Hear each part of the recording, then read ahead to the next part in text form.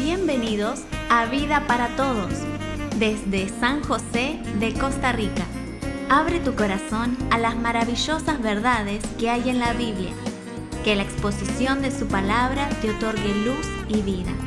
Ahora disfruta, aplica y comparte esta reflexión con tus familiares y amigos.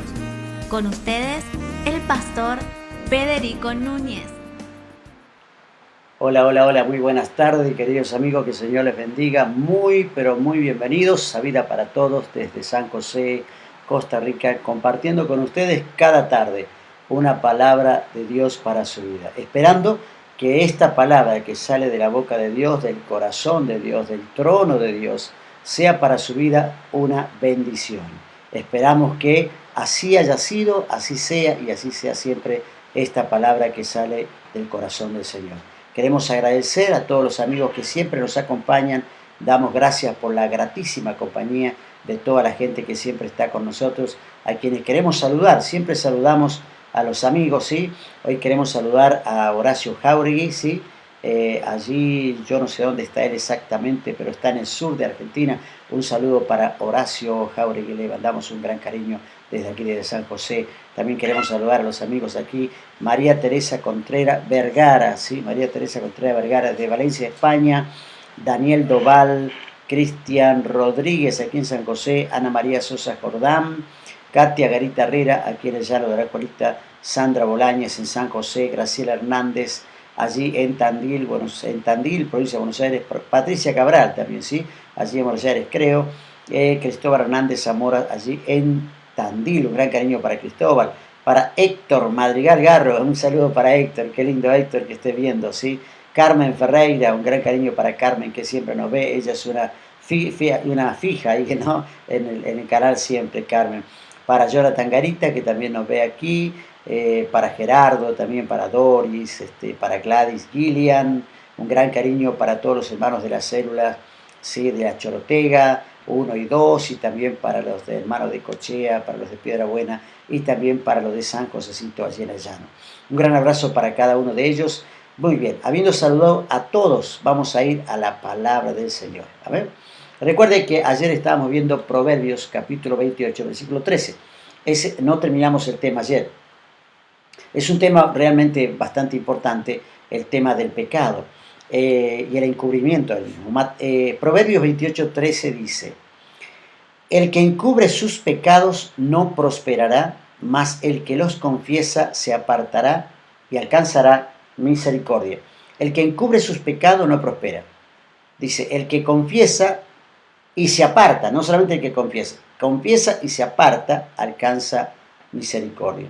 Bien es sabido que el que encubre sus pecados no prospera nunca. Esto ya es algo que todo el mundo debería saberlo, debería tenerlo más que claro, que desde Adán y Eva, el instinto humano nos ha llevado a tratar de cubrir nuestros pecados, ¿no? Pero creo que uno de los principios más importantes que hay en la vida santa es la transparencia. Primero con Dios, ¿sí? Tenemos que ser transparentes con Dios, luego con uno mismo y también obviamente con las demás personas. Ahora, esto es importante porque ayer estábamos hablando del remordimiento y del arrepentimiento, que son dos cosas totalmente diferentes. El remordimiento es a la luz de Dios un autoengaño. Una persona se engaña a sí mismo cuando tiene remordimiento. Pero el arrepentimiento claramente es dejar que la verdad de Dios prevalezca ante nuestra mentira. Por eso, arrepentirse, ¿qué es arrepentirse? Arrepentirse es volverse radicalmente a Dios sin importar las consecuencias. Eso es arrepentirse, cuando uno se arrepiente, ¿no? Ahora, el remordimiento, sin embargo, tiene otra cualidad, tiene otro objetivo, ¿no? El remordimiento mide y calcula las consecuencias. Cuando hay arrepentimiento y es radical hacia Dios, a uno no le importa las consecuencias, pase lo que pase. Uno se arrepiente porque no le importa lo que pase a los ojos de los hombres o al comentario de la gente o lo que tenga que pasar con el ministerio, lo que tenga que pasar con el cargo que ocupo o con el lugar que ocupo en la iglesia. No importa lo que pase, sin importar las consecuencias, si me tienen que bajar, si me tienen que disciplinar, no importa. Uno se arrepiente ante Dios para que la imagen mía ante Dios quede limpiada. Pero el remordimiento comienza a medir y a calcular las consecuencias.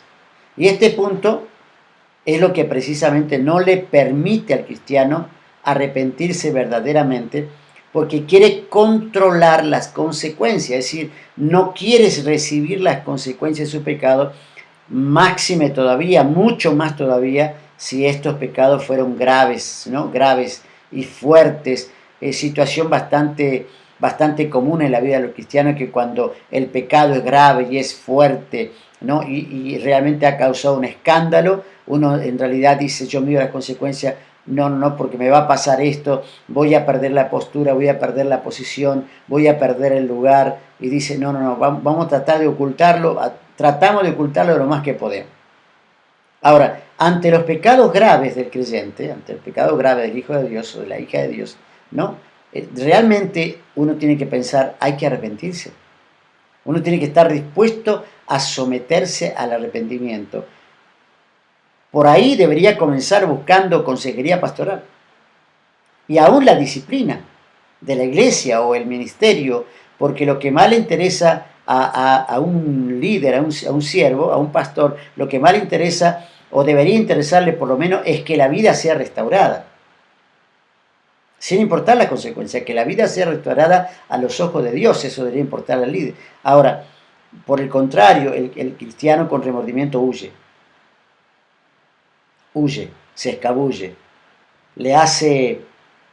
lo trata de tapar, ¿no? Trata de encubrir para que no le llegue la disciplina, para que no le llegue la consejería pastoral, para que no le llegue eso que el ministerio o la iglesia le va a aplicar, y hasta se podría el creyente bajo este remordimiento, evitando la disciplina y la consejería pastoral, podría hasta autodisciplinarse él mismo, es decir, bueno, yo sé que pequé, no quiero que la iglesia me discipline, no quiero que el pastor me discipline, no quiero que me bajen del cargo, pero me voy a bajar yo solo. Le voy a decir que por un tiempo no voy a hacer algo en la iglesia. Se autodisciplina. O dice, no estoy en condiciones ahora, me bajo un tiempo, ¿no? Pero ¿qué pasa?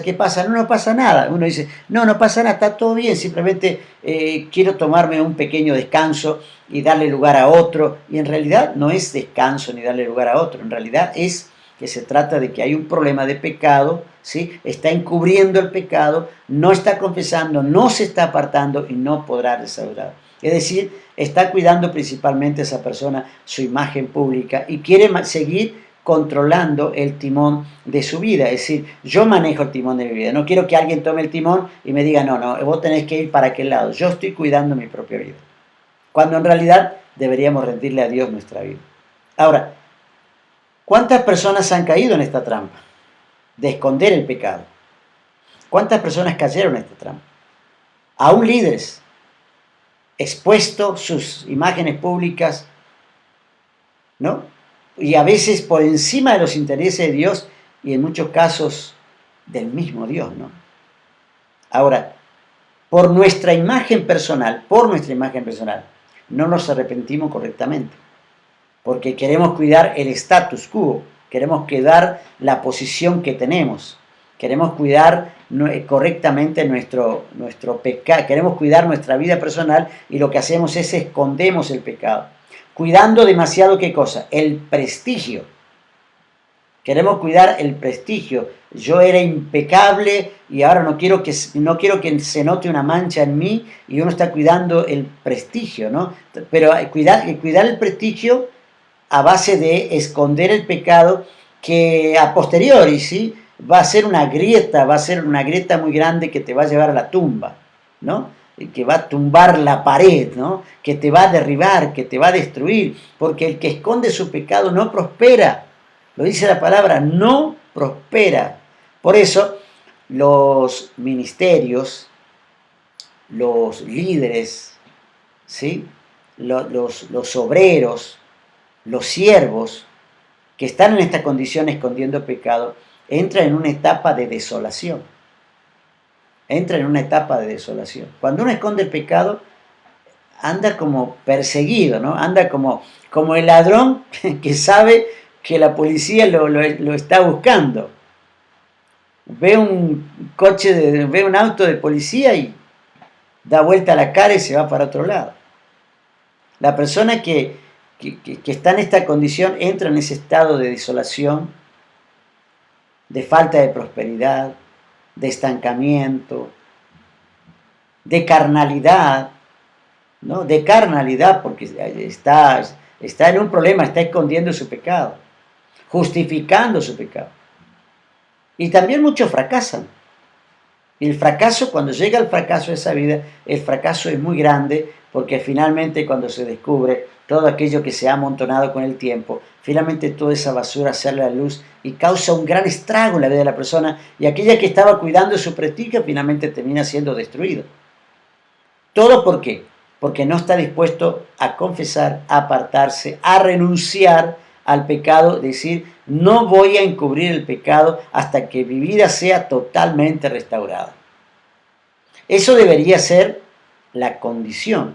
No voy a seguir ministrando, no voy a seguir cantando, tocando, liderando, ejerciendo cierto cargo en la iglesia si es que mi vida no está totalmente restaurada. Ese debería ser la forma, digamos, ¿no?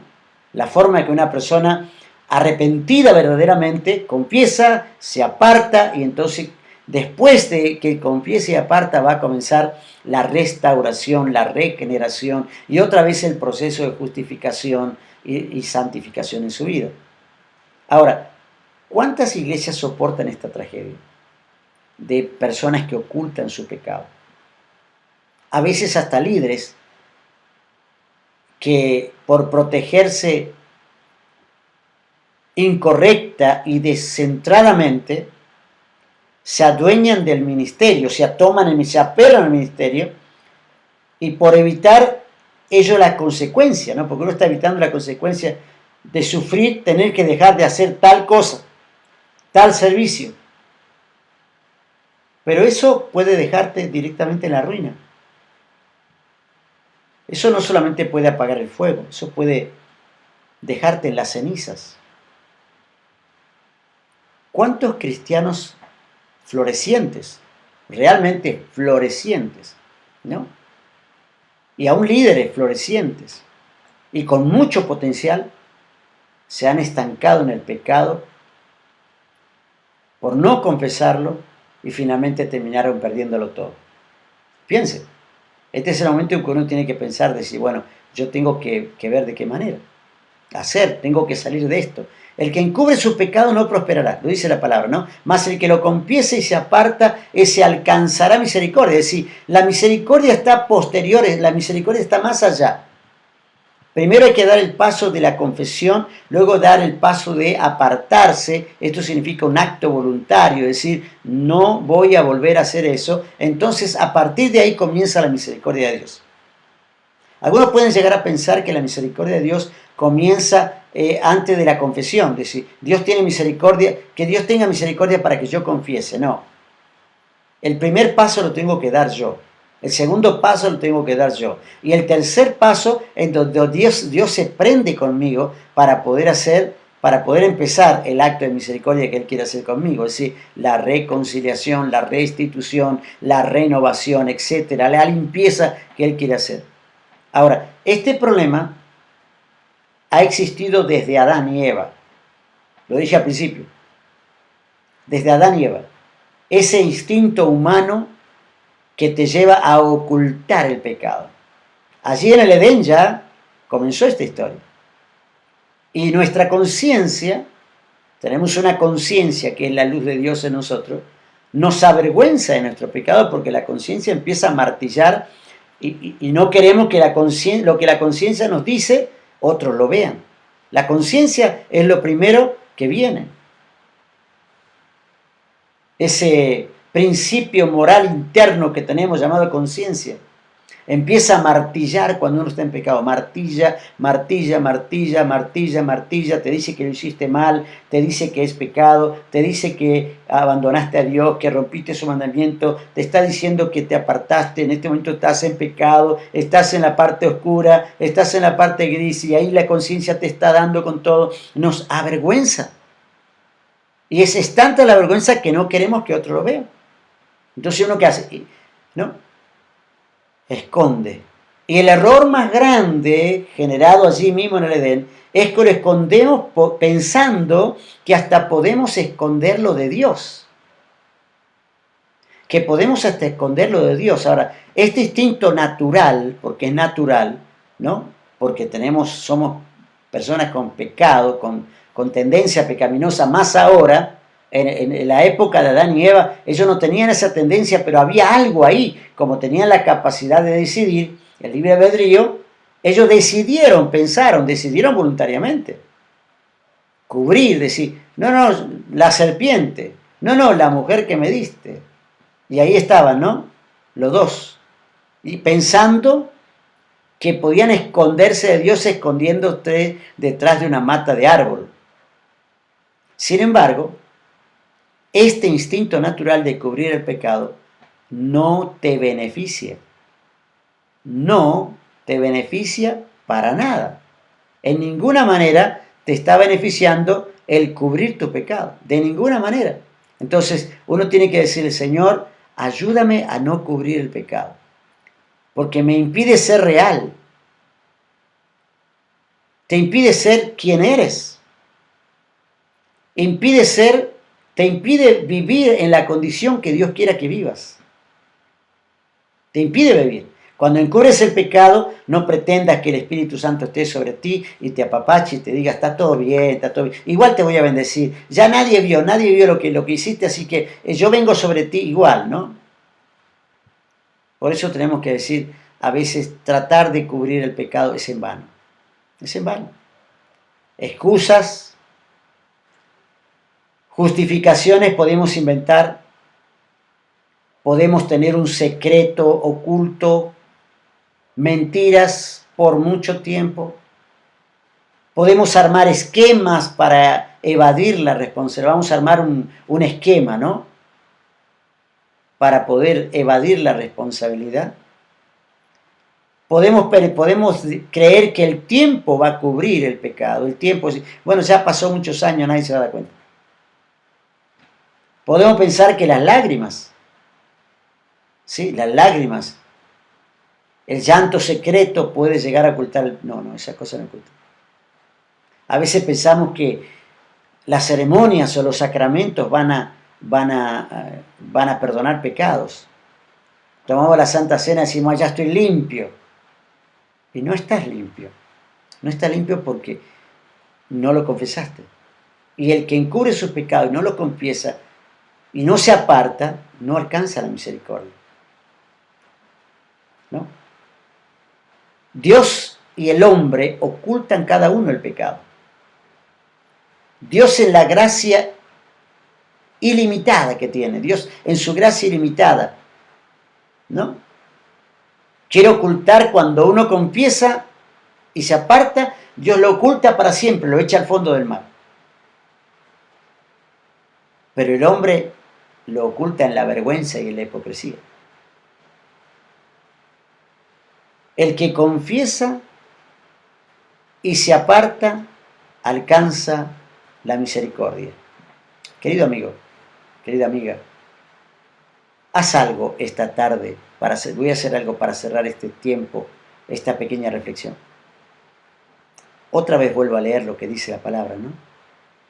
El que encubre sus pecados no prosperará. El que los confiesa y se aparta alcanza misericordia. Hacé lo que dice la palabra y vas a alcanzar la misericordia del Señor. Con seguridad lo vas a alcanzar. Solo tenés que hacer lo que dice la palabra de Dios. Hasta aquí llegamos hoy. Mañana tenemos la tercera y última parte de este tema. Que Dios te bendiga. Gracias por acompañarnos en Vida para Todos. Si esta palabra te ha sido de bendición, comparte a tus familiares y amigos. La Biblia es la palabra de Dios. Hacé de ella tu escondite, tu escudo y esperanza. Suscríbete a nuestro canal en YouTube. Vida para Todos, Federico Núñez, Pastor. Mañana nos volvemos a encontrar una vez más en Vida para Todos.